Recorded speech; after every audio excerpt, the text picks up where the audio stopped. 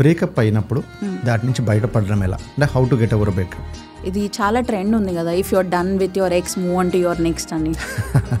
That is like the worst thing to do. Okay, ఈ మధ్య చూస్తున్నారు మ్యూచువల్గా ఎండ్ చేస్తున్నారు. నువ్వు వద్దు నేను వద్దు, మనం ఇద్దరం సెట్ కాము, వదిలేద్దాం అని వదిలేస్తున్నారు. కానీ ఆ అటాచ్మెంట్ ఉండిపోతుంది. అమ్మాయిలు అబ్బాయిలు ఏం చేస్తున్నారు, ఒక రీబౌండ్ పెట్టుకుంటున్నారు. రీబౌండ్ అంటే ఈ వాయిడ్ ఎట్లా ఫిల్ చేయాలా, నేను వేరే వాళ్ళతో మళ్ళీ ఆ సేమ్ ప్రాసెస్ స్టార్ట్ చేయాలా, ఇమ్మీడియట్లీగా జంప్ అయిపోతున్నారు.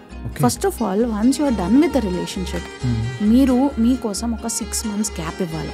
వాళ్ళలోనే ఫ్లాస్ ఉందని ఉండదు, మీలో కూడా ఫ్లాస్ ఉంది, మీలో కూడా అటాచ్మెంట్ ఇష్యూస్ ఉన్నాయి. అది అంతా రిఫ్లెక్ట్ చేయాలి. థెరపీలో బ్రేకప్ తర్వాత చాలా మంది వస్తారు టు అండర్స్టాండ్ ఏం ప్రాబ్లం ఉంది వాళ్ళు. హీల్ అయినాక they have to go to a new relationship.